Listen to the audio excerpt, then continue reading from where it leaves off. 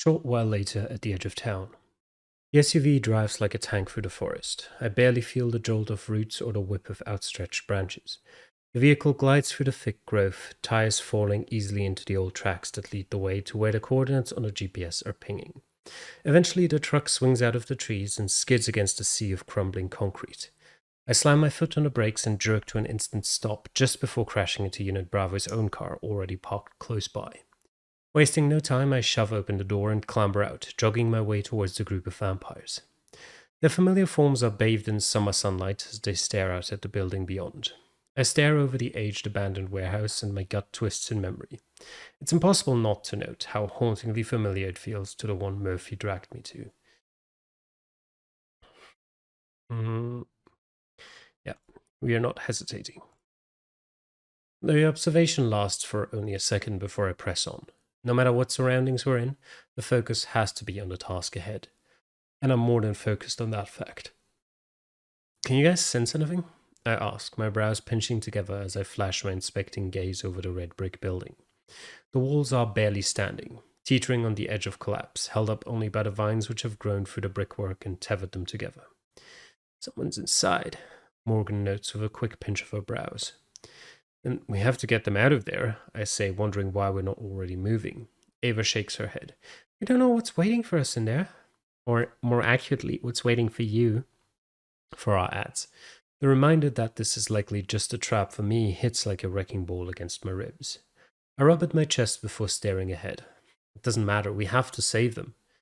My foot slides one step across the broken, dusty concrete lot before the doors burst open with a slam so hard it seems to make the building shudder. Help me! The voice wails through the air before we see who is screaming.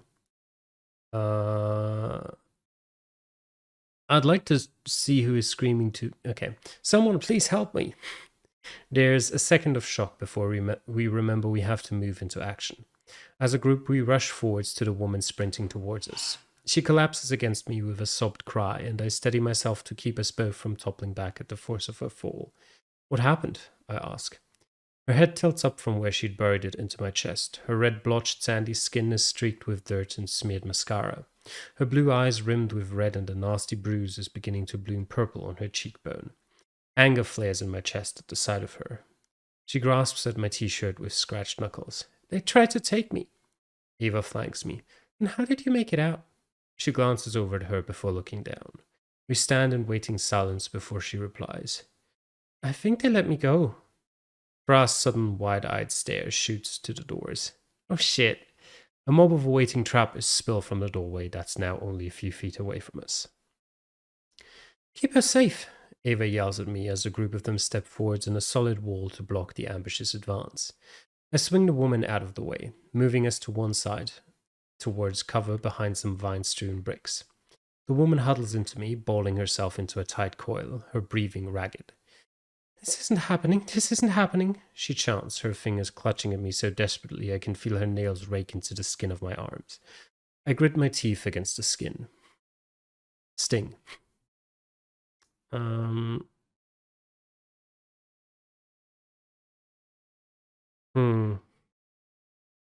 Sure. I need to snap her out of this if we're going to get her to safety, but the moment I open my mouth to catch her attention, a blast of sharp air cuts through my words. The precarious creak of brick moans above us. I don't get to see what happens next as an almighty crash rings from my ears, and the woman huddled into me shrieks. My vision blurs as what feels like 100 weights slam into my body with crushing force. So it didn't matter what choice we took. Right. Bra is almost insulted that the trappers only bothered to send this handful of lackeys, and they're not even well armed. The realization thumps against her. If they're not armed, then where's the real weapon? The question is answered by someone large swooping down low overhead at a speed that almost makes Farah topple forwards. When she catches her balance, she stares ahead, watching as the Anunnaki makes heavy flaps of his large wings to slow his approach. His very bull's eye approach at Jules and the woman they're protecting. Farah darts forwards but is blasted back as the tower of already unsteady bricks crashes down on the three of them. Powdery concrete spirals like small grey blizzards from the debris piled over where Farah had left her heart. Her face crumples as she forces herself onto her knees. Jules! but her anguished cry finds only dusty silence. Ah. I hack out a cough that's more concrete than breath. The motion sending a stab of pain shooting down my leg that makes me hiss. In the gloomy, dusty lights, I realize that I'm alive. And I wish I wasn't, as more pain radiates out like lightning through my entire body. I clench my fists and grit my jaw against the agony, trying to shift myself to see which parts of me still move. Thankfully, all of me does, if a lot slower than before. The air is murky with the remnants of crushed brick which swell into the air around me. Blades of light pierce through the dust, illuminating the hole I'm in with a hazy glow. My brain reels through what just happened: the gust of air, the bricks, the fall. I glance upwards. Above us, the giant hole in the concrete foundation that had sunk inwards at the weight of the bricks collapsing is covered by tons of stony debris. Only small holes are allowing the light to punch through, and hopefully enough air. And the kids wondered why I got on them so much about playing in these places when I was an officer. But even the joking thought isn't enough to help with the way my whole body feels like it's been through a grinder. I managed to shift myself, dislodging some of the broken bricks holding me in place. Something soft presses against my side. I glance down, finding the woman I was protecting splayed out on the ground. A long gash is torn across her forehead, leaking blood at a worrying rate, and one of her arms is definitely not supposed to be bending that way. Pressing my fingers to her wrist, I find a weak pulse. I blow out her breath, barely able to hear it over the ringing clang that echoes in my ears. But my senses snap into sharp focus as I notice a hunched figure shifting in the gloom at the far side of the caved-in room. Sin shuffles into a stream of light, just enough so that I can see him. One of his wings trails behind him, leaving a path of blood caking in the debris. His hair is matted to his cheek with more blood, and his shoulders lift uneasily with heavy breaths. A mound of fallen bricks creates a hill between us, a gap I'm currently thankful for. Hmm. Hmm.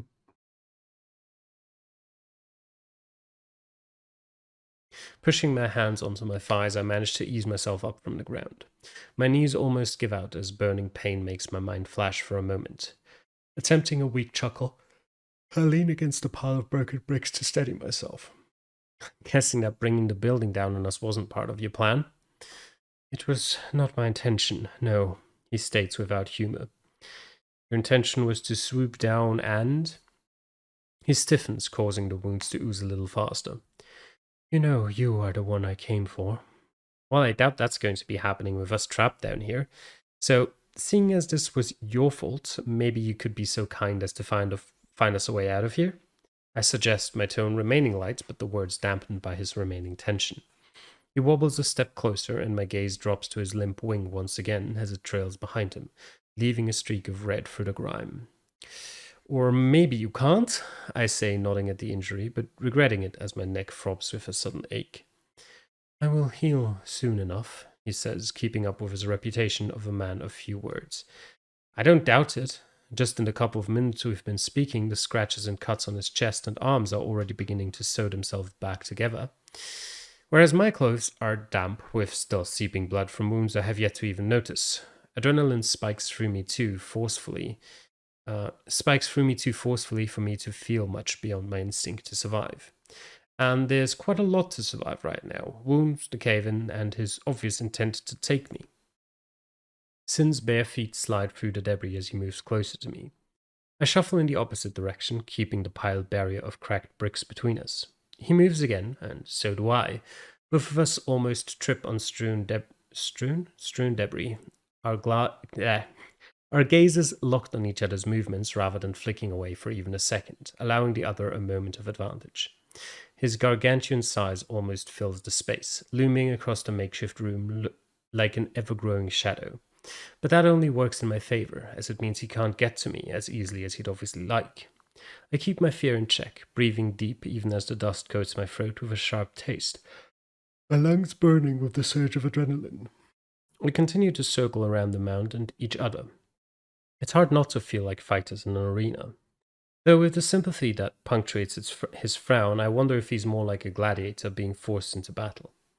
A creak sounds overhead, and we both jump back as a chunk of concrete tips from its supports and plummets down to join the mound of bricks. Sin is obscured behind a veil of concrete dust as smaller bits of debris rain down on us like hail. If we don't get out of here soon, we'll be buried in this place. Why are you after me? I ask, hoping my voice will cover the threatening moan of the floor above us. It is not me who is, he replies, spreading out his arms as he shifts left towards me. I scurry off to the right, avoiding his grasp. Another wound on his chest seals shut as one of mine splits further at my jerked retreat from his attempted grip. It won't be long until he's nearly healed, all except that wing, and I doubt that will hold him back for long.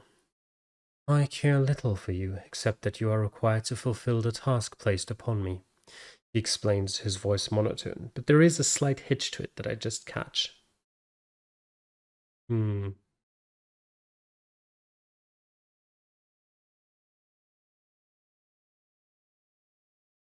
Sure.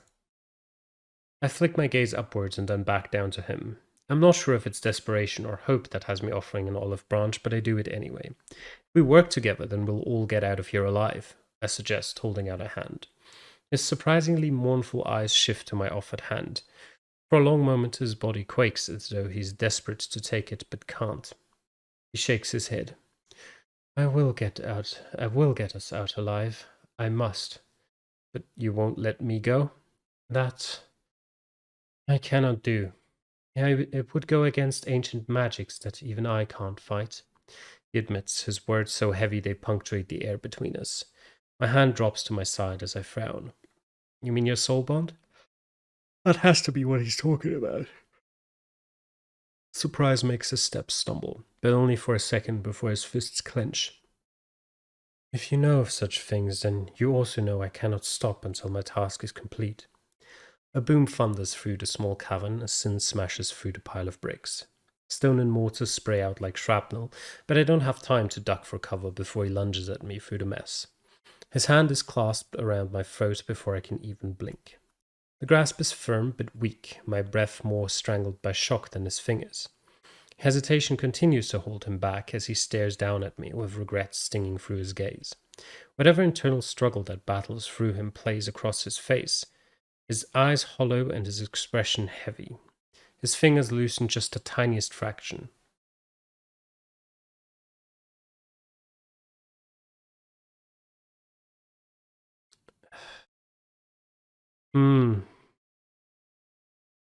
Not doing that. We're also not threatening him. I mean, really, the point here is, do we think we can come to some sort of cooperation still? Or do we think we have no, like, there's nothing to be gained here and we just have to beat him? Because, I mean, this is obviously dumb. No. This, I don't see how that would help. This would also not help, obviously. And then it's only one of these two. Either we're going in trying to be like, okay, look, I don't know what we're going to say, but this is the other option. And as weak as we are as a fighter, I don't think this is ever going to work. Not that I think it would work if we were stronger. Although I could see some ways that this, but no, I don't believe in this option. His hesitation at least allows me enough room to be able to speak. I stare at him through an inspecting gaze, hard enough that his brows furrow together as he fights the urge to turn away. My fingers slide over his hand as he already begins to loosen his grip. Is this really what you want to do? He lets go completely at my question. What I want matters naught, he replies eventually as he shuffles a step back in retreat. The silence between us is broken by a soft rumble from above. A spear of sunlight pierces down into the cave-in, making us both shy away from the sudden blast of bright light. Babe, are you down there? Jules? Hearing Faraz's voice always sends my heart soaring, but this time it almost makes me sink to the floor in relief. Glancing up, I cover my eyes to avoid the dust dribbling down from above as the tiny hole Unit Bravo have created slowly begins to widen. I am truly sorry for what I must do. She will have you. She will keep sending people for you, keep throwing people's lives away just to get to you. he says, each word thick with emotion. I frown. Is that a threat?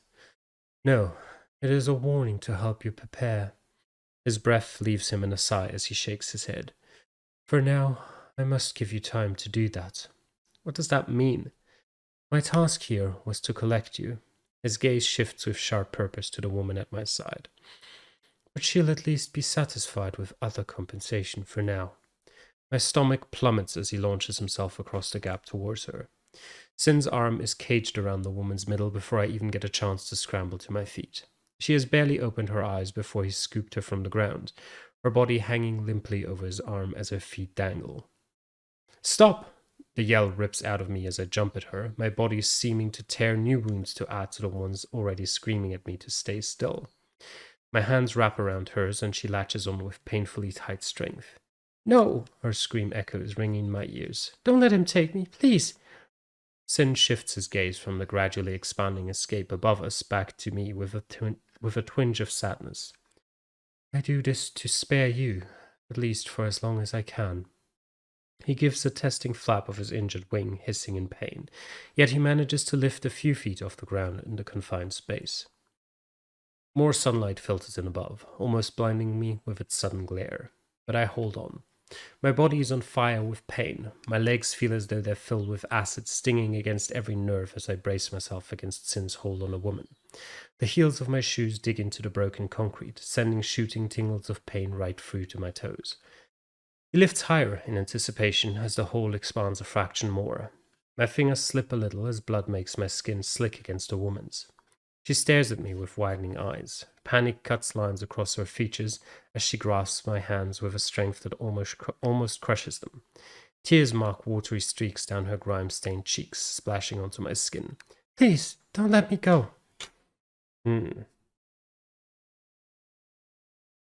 Yeah. Well, I mean, we'll focus. Sunlight explodes into the cavern as a rocky echo thunders around us. There's a blast of air, and the woman is torn from my grasp with a terrified scream. I crumple onto my knees, too numb to even feel the pain of the impact. Yeah, I mean, that was obviously not going to happen. Above ground, Farah kicks off of the bricks as though they're platforms and makes her way down into the depths of the caved-in basement. When she reaches the ground, dust mingles with the temptingly sweet scent of blood. Very familiar blood. The aroma of it wants to lure Farah's vampiric instincts to the surface, but her fear for Jules is all-consuming and drowns out any other thoughts. Babe, are you down here? She calls, listening as the echo of her voice calls back to her in waves. There's no reply. Farah's stomach knots so tightly she can barely breathe, but she forces herself deeper into the room. Only a couple of steps before Farah spots Jules, slumped onto their knees, staring out into nothingness. There you are, she blurts out, spreading towards them and dropping down to their eye level. We've been freaking out up there. They say nothing. Farah reaches out to take their hands, grasping their chill fingers but finding no strength in them. What happened to you? It's only now Farah truly takes in the state Jules is in. Gashes have torn straight through their clothing, tearing deep into their limbs. Blood pools around dust marred wounds that are raw and sore, and long scratches have been drawn across their wrists and hands. But the worst part is that Jules doesn't seem to notice. They're still silent, still staring. Is everything all right? Morgan calls from above. Are they? Farah frowns at where Morgan meant to take that question. No, they're alive. I think they're in some kind of shock. And we need to get them back home and with a doctor, Ava orders. Farah barely hears the command, her fingers gently squeezing Jules's hands. Gonna be all right. She's not sure if the words are more to comfort herself or Jules. Somewhere in the forested border of the town, Sin settles down onto the ground, never having felt settled on land, but for this rare instance needing to be grounded. The woman in his arms is quiet now. Her fear turned to unconsciousness as soon as they lifted into the sky. She is fragile in his hold. Her body had been shaking so violently that he thought he'd lose his grasp as the human tried to pull her back. A frown catches him at the thought. The human had held on with such desperation, considering he was trying to spare their life. Why? To save another? Maybe he could believe it of this human. That possible anomaly makes him pause, causing a knot in his chest that squeezes and constricts around his heart until finally he lays the woman down on the ground. They didn't make it far from the town before landing. She will be able to find her way back. He swallows down the thought of what letting her go will cost him and lifts off into the air, the leaves shuddering in his wake. Later in the afternoon at the warehouse, the mattress hugs the sides of my legs as though aware that my battered body is in need of the extra comfort. Sitting on the edge of my bed, I stare down at my hands, my palms scratched and raw. Lines of dried blood have turned murky grey with dust. How I got back to the warehouse is a blur. One moment I was watching Sin rip the woman from my grasp, and the next I was here. I didn't even know her name, I muttered to myself as the gravity of what just happened almost crushes the breath from my lungs. Another life ruined because someone else wants me. I mean, it isn't my fault. No, I shake my head, stopping the thoughts before they burrow any deeper into my already bruised mind. This isn't my fault. It's the fault of those who are trying to use people against me. It's their actions that are causing this, not mine. The thought adds a little lift to my heavy limbs, even as my head still spins with wooziness. Forcing myself up from the bed with a pained groan, I hobble over to the desk and take the stool, ignoring the stinging protests of my legs as I go. The bruised, wounded face that stares back at me from the mirror makes my breath choke in my throat. I slide my fingers across the necklace of bruises that Sin's fingers left, wincing when the area is more sore than I expected. A sudden knock sounds from my door. I'm grateful for the distraction, swinging away from my unrecognizable reflection to face the entrance. Come in. Fra opens the door and steps inside, halting with a wince at the sight of me. Oh, babe, she coos. You're not looking so great.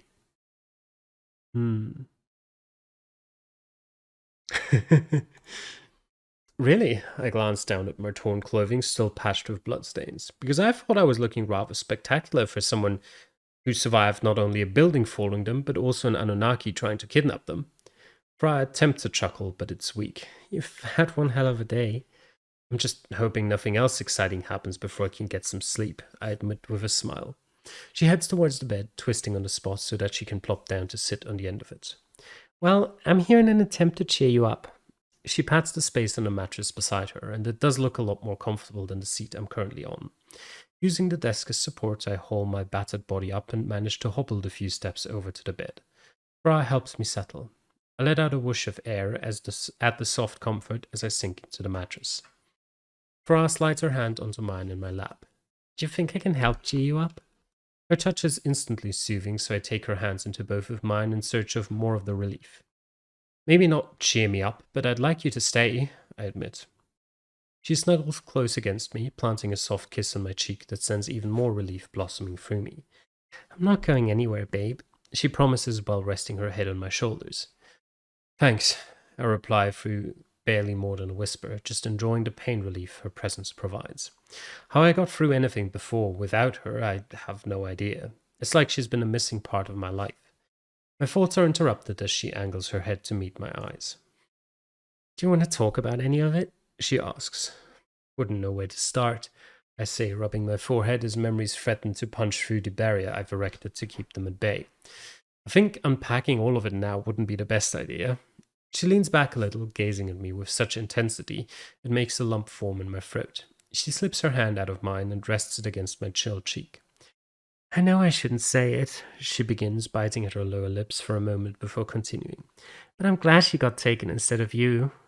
Her words create a hollow pain in my chest, and yet they also fill it with warmth all at the same time.